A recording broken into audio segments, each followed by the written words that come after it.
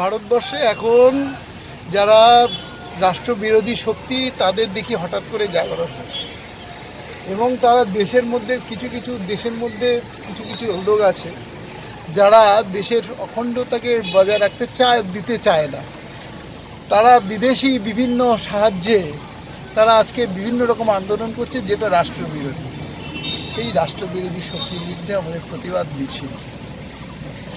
শিক্ষা সুরক্ষা সংস্কৃতি মঞ্চের পক্ষ থেকে আজকে আমাদের এই প্রতিবাদ সভা, যা সারা ভারতবর্ষ জুড়ে যে ছাত্রদেরকে দিয়ে দেশবিরোধী চক্রান্ত চলছে আর কি, সিজেপি এবং ডিবি স্টেট, তাদের বিরুদ্ধে আজকে আমাদের এই প্রতিবাদ।